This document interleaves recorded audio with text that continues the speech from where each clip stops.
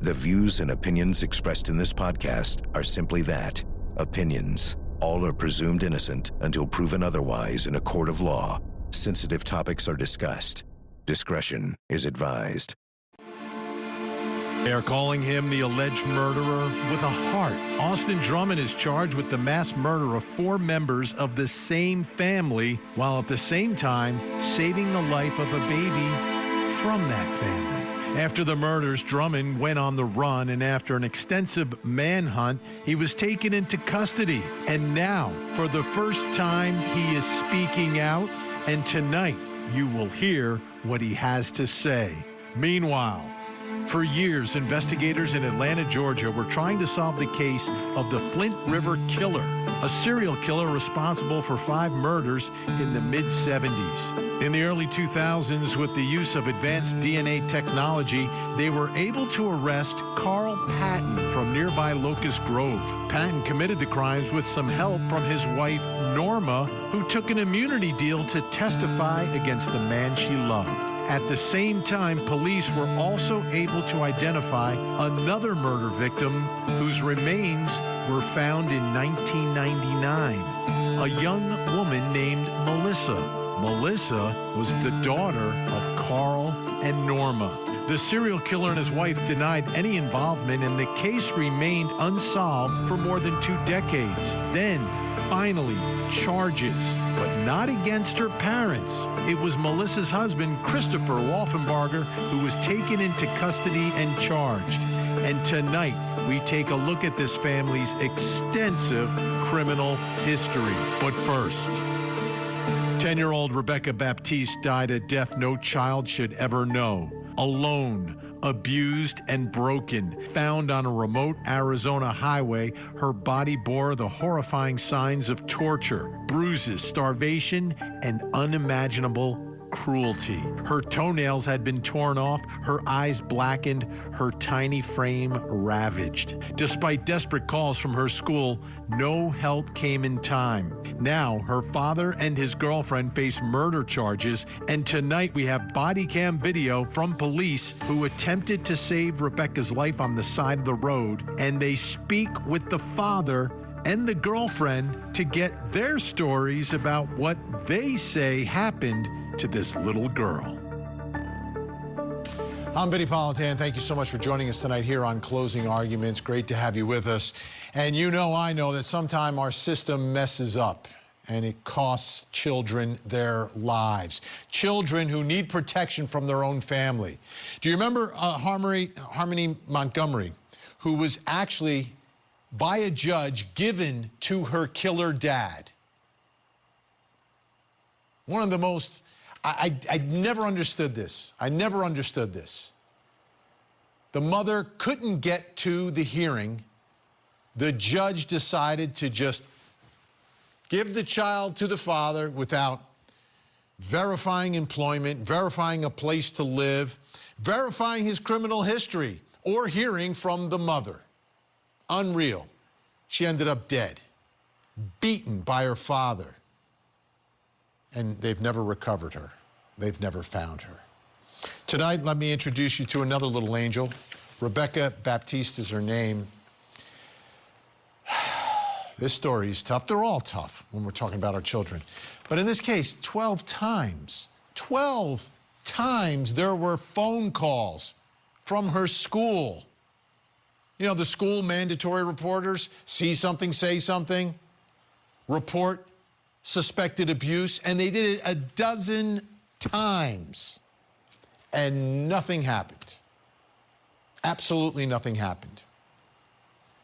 Then there was a 911 call from her father's girlfriend from the side of a highway. And in that 911 call, the description of what was going on with this little girl. But if you listen closely to that call, I heard it in the voice of this girlfriend, blaming this little girl for what happened. Unbelievable.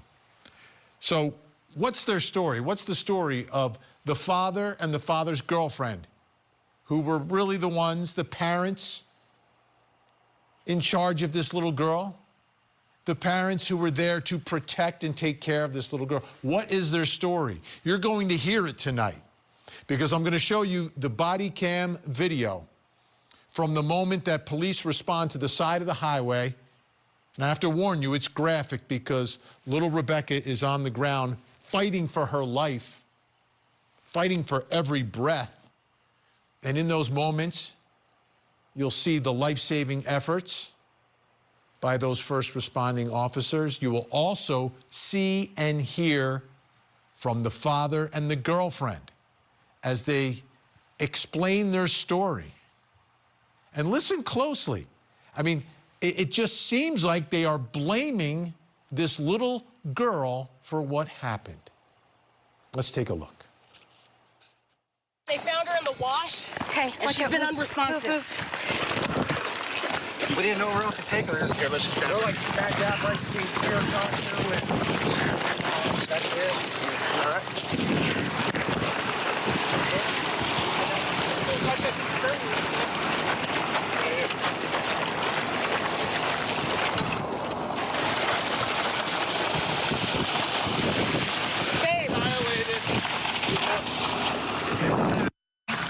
And she's been running away for the last, like, 3 or 4 weeks since we've been here. Okay. She ran away this morning. We went out and tried to find her, and our neighbor found her. What time this morning?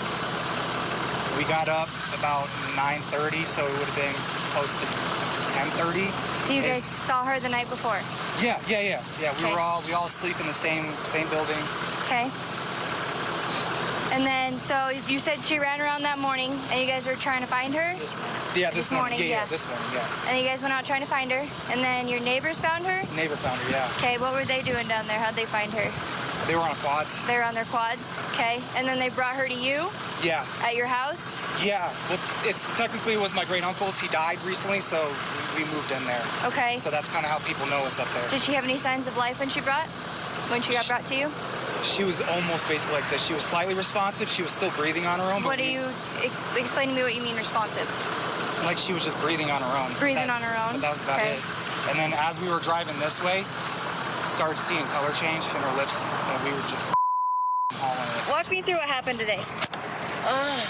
We were outside starting the morning. Before I can get waters in the bottles, she went running off again.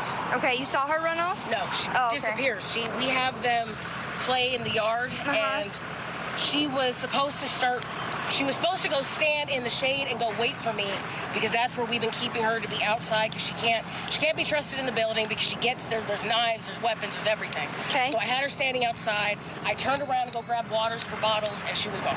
Okay. Was she complaining of any pain, any sickness, anything like that today?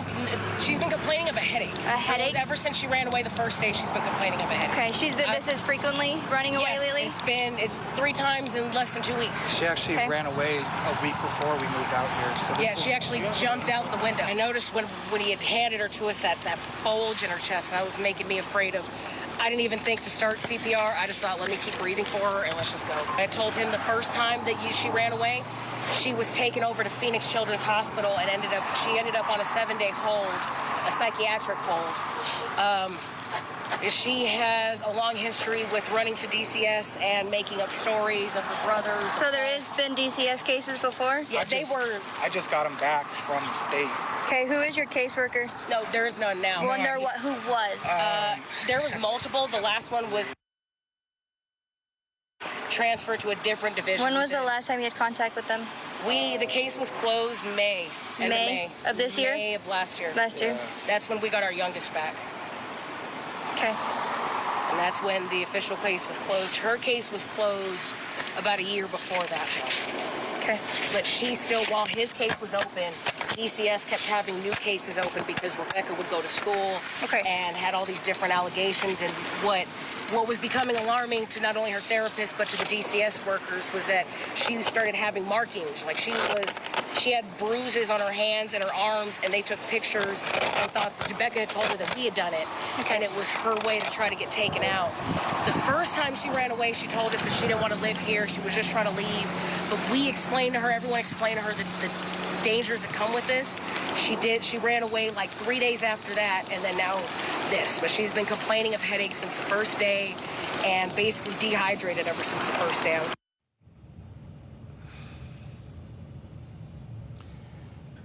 She died of a bleeding brain,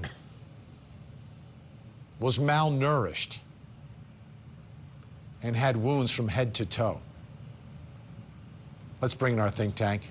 Joining me live in studio tonight, family law attorney, law professor Randy Kessler. Former criminal defense attorney and civil rights attorney Erica Wilson is with us. And criminal defense attorney, the man behind the glasses, Josh Schiffer. All right. What did we just hear? What did I just hear? A bunch of lies. Ooh. A bunch of lies. Let me tell you the first lie. When she said the child was making it up. But then I also heard her say when it was sent to DCF, it was transferred to a different division. It is, because when it's an allegation, it's in CPS. Once it's substantiated, then it goes to foster care. So the child didn't make it up. A court of law found that they abused the children that they were taking. And what we didn't hear is, how's my kid? How's my kid? Where's my kid? Oh, we're having this conversation. They know they're going to be accused. They know they're being defensive. Right. They're trying to get off the hook. How about we can talk about the facts later? Where is my daughter, you know? Yeah, the demeanor involved is abhorrent. It's completely unnatural. She's a former nurse, by the way, just so you know. Oh, wow. Thank goodness former. Yeah. Awesome, yeah, exactly. Thankfully, former. Because when you deal with kids, you see what is natural, what can exist in their normal habitat, and then you see the stuff that only happens when they've been exposed to abuse. We saw only happens. And yes, what did we just see? We saw it going down and down and down. First, it was their bruises, and then we just got my youngest back. And who's the caseworker? Well, for which case? I mean, it just was a comedy of errors. It's how many things do these people have to do wrong before society and the state steps in and stops them? Now, they're both charged with murder now. Good. They should be, and it's mind-numbing to us sitting here. We see the smallest allegation drive our clients crazy. You can spend years fighting one allegation from mandatory report, so it makes us sick and angry to see this obvious chronic abuse. The state's been involved, and now a child is dead. Right? There are people out there saying, I lost my kid the first time. Yeah. They had 12, 15 shots at it. Yeah, you can tell this ain't their first rodeo. That's why they jumped right into their narrative. There was no concern. At some point, it even felt like they were mad at the child for running away and even inconveniencing them. Frustrated that you're going to make me have to deal with these people again. She was supposed to go stand there and wait for me. And they spoke the nomenclature. They had the language. You're absolutely right. They had the language. Now, was reportedly in April, I believe, a visit to the home by police who saw a black eye, but nothing happened. So how much of this, like, obviously we are blaming the parents if they are responsible for this conduct that they're accused of, it falls on them, but it seems like there should have been a way for this child to be protected. I don't understand it. There is a way. The police showed up. DFACS showed up. There were But they got him back. Like, I know we always want, reunification is always the goal. But they didn't even have a place to live. They had to wait for their uncle to die to live in something called a yurt, which is kind of like a house, but I don't think it has running water. I mean, the cops are learning what happened. I think it's like a tent. After the fact, right? These questions that the cop was asking were good questions, but the child's dying, the child's dead. Ask those questions when you see a black eye, when you see bruises, when the school calls 12 times. You're right, Vinnie. And the school did, the teachers and administration, I mean, they think they did everything they could. They called on that child and on another child, and they just kept calling and calling. So the story we just heard, are we going to hear that same story at their murder trial? No. When it's time for a defense? If they have good lawyers, blame the child. That video is coming in, though. The video's coming in, but the narrative will change, I promise you. Absolutely, and really. How can they change it if these are the actual words of the accused? They're going to pull knives out on each other is what's going to happen. Is one of them is going to get offered life without or potentially death, I imagine. It's the death of a child. That's kind of where people get rounded up. It's going to change. Like my grandma used to say, how do you get into Carnegie Hall? Practice, practice, practice. They're going to practice if they're going to testify, which they might have to now. All right, let's take a listen to this because we have another piece of video from the body camera. And there is another child, a little boy in the police car. likely the brother. Let's take a listen to that interaction. What happened today? Today she ran away. She ran away? Yeah. Okay. And then what happened? And then she came back home. Okay. Did mom and dad bring her home? No. Well, one of our neighbors from there, they saw them laying, they saw her laying down on the ground, and then they brought her back home. Oh, they brought her home? Okay. Okay, so the brother seems to corroborate this story with the neighbors, and she's running away. I think the big question is, why is she running away? Is she running away because she wants something to eat? She doesn't want to be abused anymore. She wants to get away from this situation. You don't run away from a happy environment, right? You don't run away from fun. And also, how long were they in the car with that child? Maybe that child, it was, okay, when the police come, you're going to say, and we all remember what happened, right? You think that's possible? Oh, sure, it's possible. It's so hard to make a little child lie so smoothly. I believe that was very... Maybe you say, we all saw what happened, right? This is what happened. Power of suggestion. Yeah, that much more likely, power of suggestion. But here's what I don't get. The child was found to be malnourished. They said she ran away. You don't get malnourished for running away for a couple of hours. Nope, nope. And if she ran away for extended periods of time, where's the police report? And I've got to add this as well. I've been exposed to a couple of very rare cases where there are serious mental health issues with very young children. Sure, and it's terrifying because does it happen often? No. It's a 1 in a million. But you don't treat it by saying, go stand in the shade and wait for me to finish so we can go. You take that child in and you make sure that child gets help. And that's the failure, is that in all of these parents' sophistication as parents or lack thereof, someone else needed to step up here when you've got a chronic runaway child with bruising, allegations of self-harm. You've got malnourishment, which teachers see. Right. And that's... And nurses. And even if you're a former nurse. And there are going to be some witnesses from that school. People, you know, what did you see? Why did you call? I mean, you got 12 possible witnesses if it was 12 different people that made a call. And there could be records of the parents, and we've all seen this. And will the jury hear about all of that? Begging for assistance, and that's absolutely mitigating. If you've gone to the state and said, please help me with my child, typically it's teenagers, but we see it regularly. I can't control my child. My child is a monster. My child is doing violent, illegal things. Please help me. And the police say, sorry, there ain't squat we can do. That's a defense. Yeah. Right. Okay. Think Tank staying with us. When we come back, the trial you're watching on Court TV, the serial killer's daughter is the victim, but the serial killer is not the defendant. We'll take a look at that, the criminal history of that family, plus coming up next hour. Tonight on Vinnie Politan investigates the disappearance of little baby Emmanuel. Mom says he was abducted, and tonight we visit the scene of this alleged abduction. Does Mom's story make sense? Tonight, we investigate. The Court TV podcast will return. You're going to hear evidence, some of it from their own witnesses, that multiple other individuals could have had something to do with Melissa's death, starting with her own parents. You've heard mention already of the Flint River murders. Melissa's father, Carl Patton, committed a string of murders in the late 1970s. He was suspected of those murders for a long time. He was investigated, but they were not prosecuted and proved until 2003, 4 years after Melissa's disappearance and death. Unbelievable scenario taking place in Georgia in this case. So for prosecutors, trying to keep the case simple, right? This is a case of domestic violence. We've seen it many, many times. You've got Christopher Wolfenbarger and his wife, Melissa. There he is on the left. There she is on the right. She was murdered. He was an abuser, domestic violence in the house. And finally, they charged him. He was suspected for years, and then they finally charged him. That's the case prosecutors want this jury to be thinking about. But there's a lot more to Melissa's family. And it begins with mom and dad.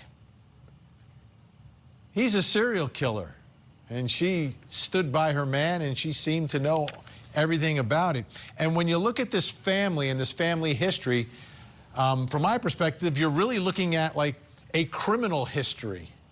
Like their family tree is a family tree with all these crimes as leaves and limbs. Let's bring in Court TV field reporter Cody Thomas, join us live from studio tonight. And Cody, let's go through this family. Let's go through their criminal history. Let's start, of course, with mom and dad. Yeah, Vinny, of course, the Flint River Killer. That's Carl Patton. We've talked about him for days. Not a stranger to this program as we've talked about this trial. He was convicted in 2003 for murders that he convicted back in the late 70s from 1973 to 1977. 5 murders, Vinny. He was kind of like a hired gun. All of this had to do with insurance payouts. A woman hired him to kill her husband. 2 husbands, actually, and one of those people that he killed was also his former accomplice and high school best friend. But he also had another accomplice, and that was his wife, Norma Patton. And of course, she testified against him in 2003. She got an immunity deal out of that. But in this trial that we're tracking right now, she testified talking about what it was like helping him hide those bodies back in the late 70s. Take a listen. Now, you've mentioned that your husband, Carl Patton, eventually confessed to murdering 5 people. Is that correct? Yes. Were you involved with some of Mr. Patton's murders? I helped him dispose of the bodies. Okay. So you were involved? Yes. Okay. You testified, as I asked a while ago, that you overheard Carl making plans for one of the murders. Yes. Did those plans involve him killing people for money? I would assume so, yes. Insurance money? Yes. Was that the first time you had heard him talk about killing someone? Yes. And what did you think at that moment? Did you think, I should get out of this house? No. Did you think that was a red flag about your husband? I loved my husband. And you didn't go directly to the police when you overheard your husband discussing murdering somebody? No, I did not. You, in fact, helped Carl plan the killing of Joe and Liddy, didn't you? Yes. How were those bodies disposed of? They were in sleeping bags, and we took them to where they were thrown into the water. And Vinny, out of that immunity deal that Norma Patton secured, she only got 12 months probation for admittedly helping this hired gun of a husband, now really a convicted serial killer.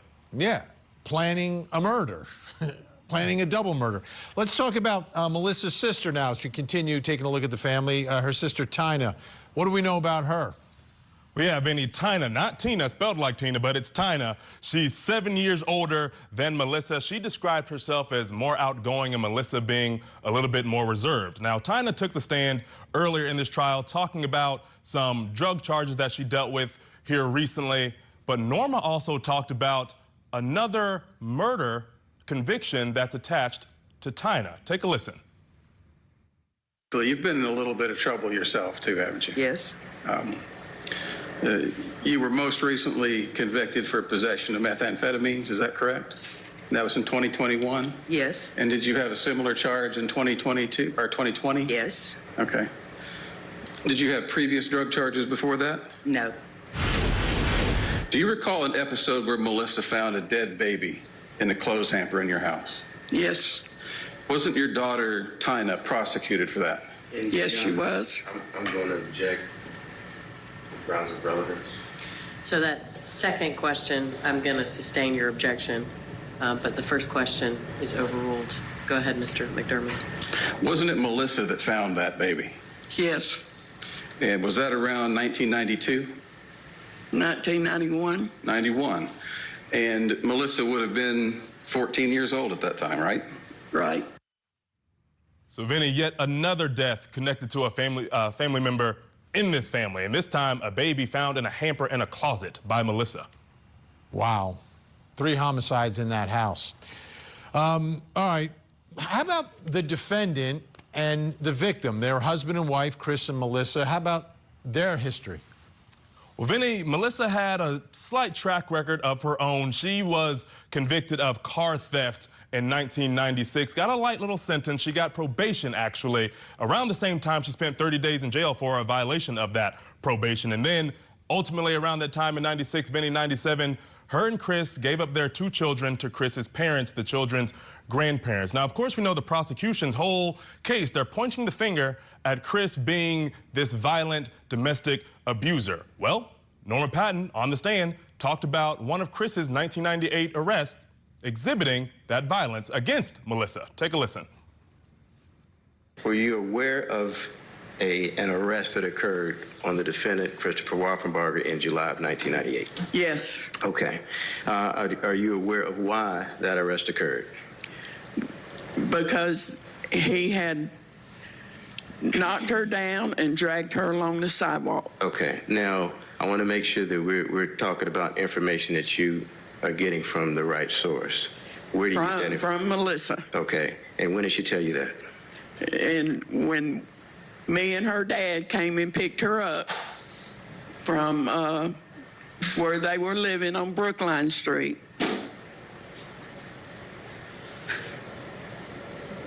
Okay. When we took her back to the house, and I saw the abrasions on her backside. Her dad did not see those abrasions. Okay. When you say abrasions, what do you mean by that? Her whole backside was skin up. Now, Vinnie, Chris Wolfenbarger has gone on the record saying he does recognize and own up to his criminal past, but he claims that he is not a murderer. All right. Cody, thanks so much. What a history. Let's bring back in our think tank live in studio. Randy Kessler, Erica Wilson, Josh Schiffer. What does the jury do with all this information about all these crimes? Oh, my God. They say, I don't want to watch reality TV anymore. I just saw my own reality show. This is unbelievable. Like, let's stay away from all those people, and let's make sure we don't live anywhere near them. That's the first thing they're going to say. That's what the prosecution has, though, is bad stuff, right? They don't have a smoking gun. They don't have a confession. They don't have an eyewitness. They have a lot of bad stuff that hopefully will make a jury say, this guy's so bad, he must have done it. I don't think they're going to say, she came from a bad family, she deserved it. I think it's going to help the prosecution. Is it enough beyond reasonable doubt? I don't know. The family that kills together stays together, I guess. I don't know, like, what is really happening here? Can you imagine the Thanksgivings? Like, this family has substantial behavior. But they're the victims in the case. In this case. Yeah, victims and perpetrators, there ain't a lot of line between that from what I've seen. Is it a problem? Is it because of their pasts, right? The sister, the mother, and the serial killer father. Is that enough?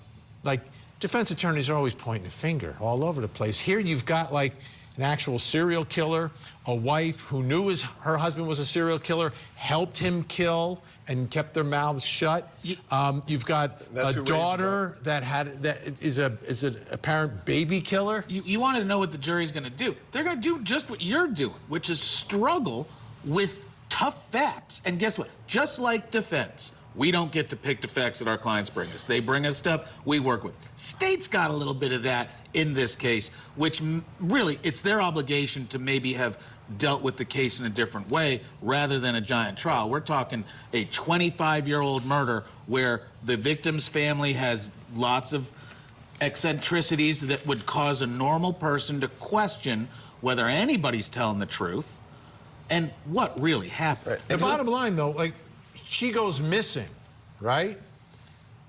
It takes a couple of months for mom and dad to say anything, but the husband never says anything. He says, oh, she went off to start her own life, and then just happened to get murdered and chopped up and placed in bags 8 feet from where you work, in the woods, across from where you work, right around the corner from where you live. And it was contemporaneous when Dad's getting arrested, remember here. Right. Dad's getting arrested, and she's going missing at about the same time. No. She gets identified. Yeah.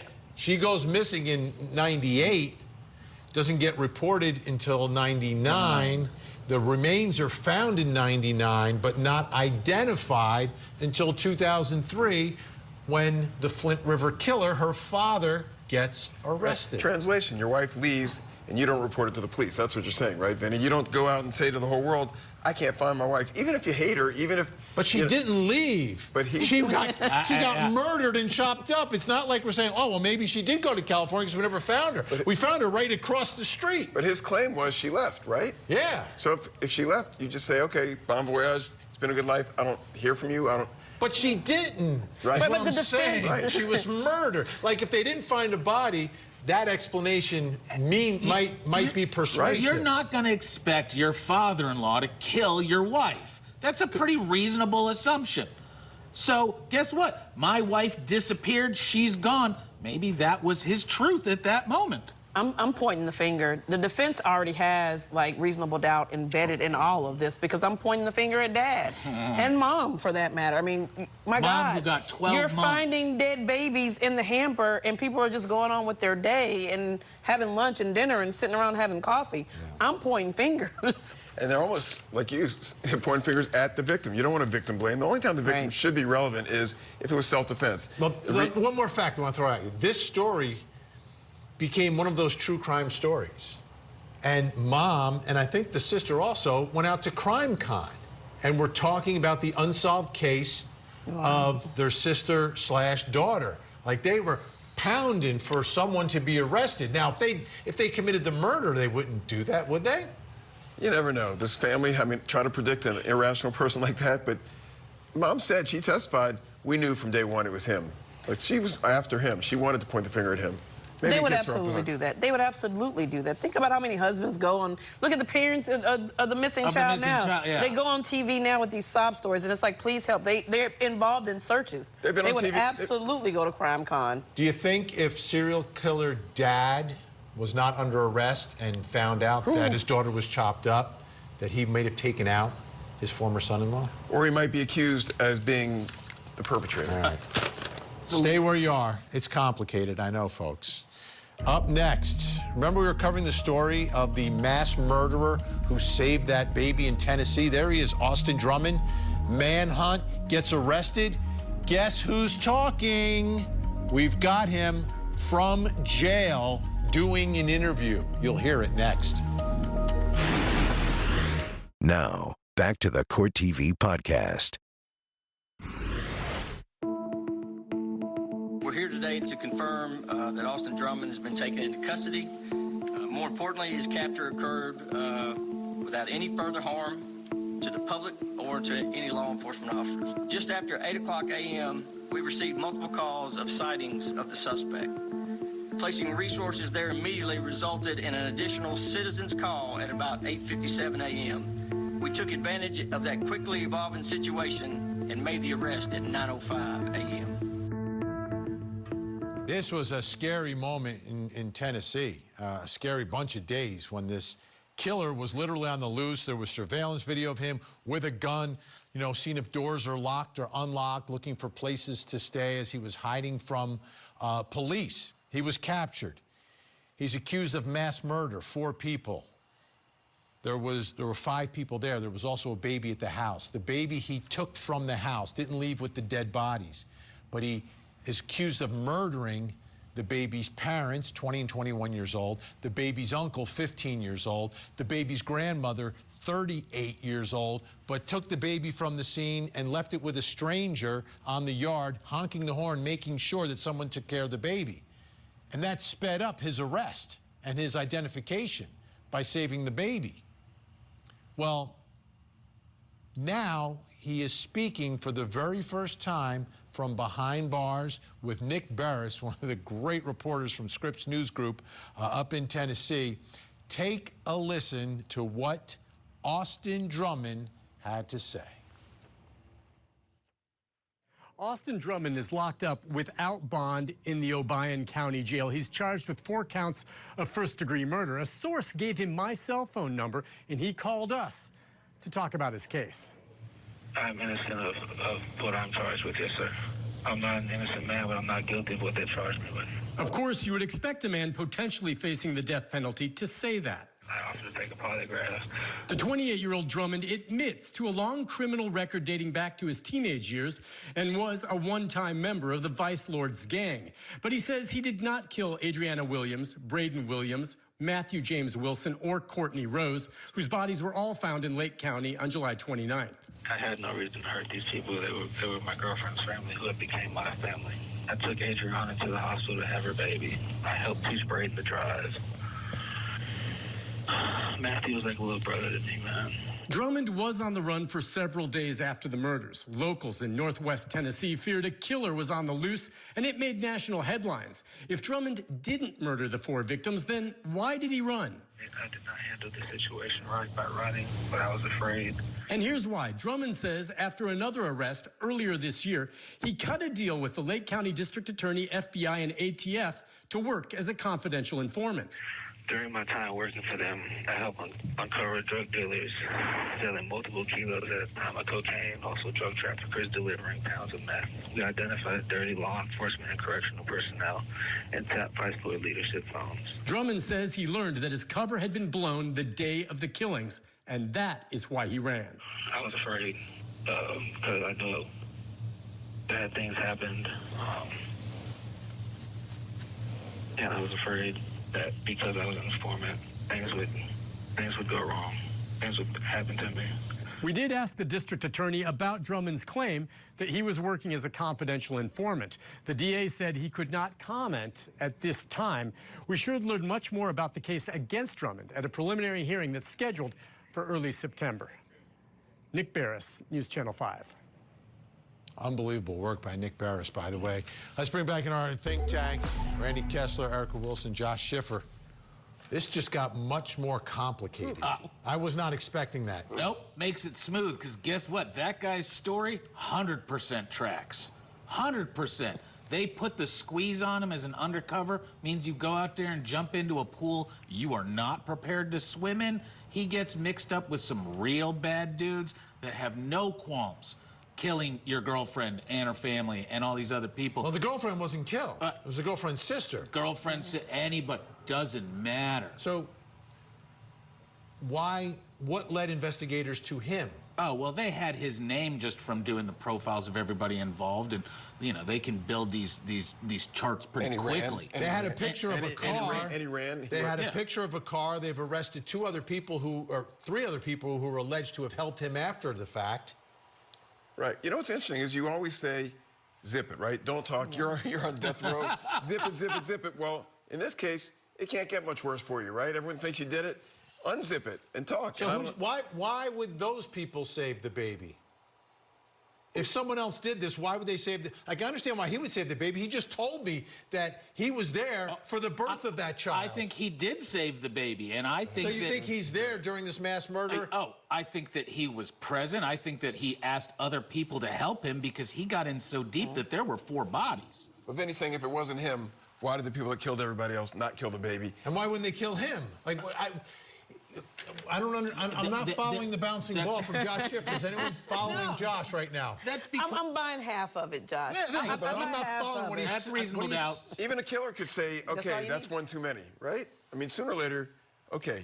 Okay, well, let's start first with who is responsible. You are saying his story tracks. Does that mean someone else is responsible? I believe someone else could be responsible. Are you a defense lawyer? I know. So someone else could be responsible. Why is the baby alive? Because they weren't going to be, they're cold, callous, horrible killers, but killing a baby's a little bit of a step But it's too not, far. but it wouldn't be killing the baby, it would be letting the baby die. You know what evidence there is? Different. The only evidence there is him saving a baby. Yeah. That's the only direct According evidence. to Josh's theory, he fought off the killers and saved the baby and also saved himself. Well, right? I'm not saying he necessarily had to fight. He was involved with some bad people, might have double dealt. Is there any way he could have been there at the time? Absolutely. I think he could have saved the baby but not been responsible for the murders? I think that he could have been Why not present? just name the murderers? That's it. It doesn't track, Josh, because if he's going to talk, you say, not only did I not do it, here's who did do it. Go get him. I think that that's where he's being smart, because guess what? He's been through the system enough times that he knows when to talk and when not to. And he just did drop a dime on some people and save himself from a death penalty case by talking about these third parties. There was no deal yet. Oh, that was just a reporter. That wasn't the absolutely. That wasn't the but I'm just telling you, that's how you get the death penalty off the table, is by going out there and stopping the ability. Vinnie Politan and saying, "I want to tell you my story." You call the prosecutor. That guy's not going to call a prosecutor. Prosecutor can't help him nearly as much as the court of public opinion can. Well, Vinnie, and this guy's scared. Do they have your cell phone number? Because they do not. They do not have my cell phone. I've got it. Give it out? We can give it out. He can call you. We've got Nick Barris working for Scripps News Group, so we're in good hands. So what do you think is going to happen next now? There's going to be this preliminary hearing. Do you think any part of the defense is raised at the preliminary hearing, or are we just going to hear about the forensic evidence or whatever else they have, whether it's video that ties this defendant? Will there be anything about the defense at this prelim? He's not getting off the hook. It's going to keep going. Why would he say anything? But will we even hear about it? He's not going to get bond anyway because it's a murder case, so he's not going to say anything. It's a fishing expedition for the defense to get whatever they can get to prepare. The real thing that's going to help is later on, if there's documents or showing participation with undercover officers, these dirty cops that he's talking, who knows where that goes? We've seen some cases recently where law enforcement has done things that shocks the conscience. That stuff happens. We're just beating up on this guy because he was the unsophisticated lower-class individual who looks like he would be the killer. If he's turning state's evidence, if he's going to turn somebody else in and throw somebody else under the bus, you do it.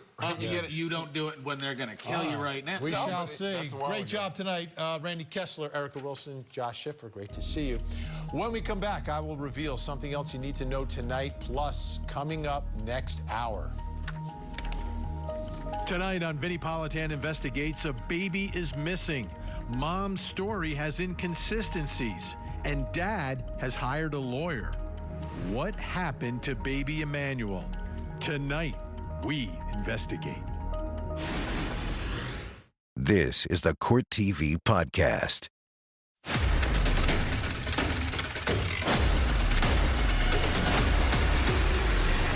Welcome back. Time to reveal something else you need to know tonight. Let's take a look at the big board. Jury selection, Donna Adelson. The murder for hire of Dan Markel. 110 jurors have been selected to continue through to the next step in the process. About 35 were excused for cause, people that knew too much who couldn't hang around for the trial. Attorneys are going to meet 10:30 on Thursday, and then the jurors come in at 11. The judge is very optimistic about striking a jury within the first 50 that come through voir dire. Obviously, we will stay on top of it. This is the next big trial here on your front row seat to justice, the next chapter in the murder for hire of Dan Markel, the family matriarch, Donna Adelson, who is expected to testify in her own defense. You will, of course, see the trial on Court TV, and we will have in-depth coverage each and every night right here. All right, right now, please take a look at your television screens. We have a missing child. This is Heriberto Robert, missing from Philadelphia, Pennsylvania since August 17th, just 16 years old. If you see Heriberto, please pick up the phone, make a call, make a difference. You can call 911, 1-800-THE-LOST, or you can call the Philadelphia Police Department in Pennsylvania. That number's on your screen right now. Let's see if we can get Heriberto to a safe place tonight. Don't go anywhere. We've got another hour of live true crime. Vinnie Politan Investigates is next. In the meantime, please don't forget to hug the kids.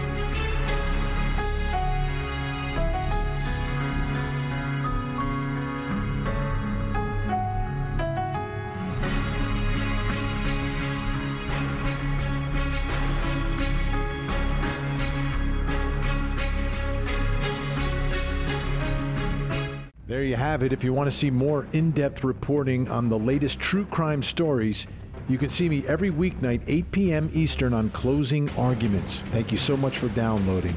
And as always, please don't forget to hug the kids. This podcast is a production of Court TV. Go to CourtTV.com for more content, trials on demand, and to find out how to watch Court TV in your area.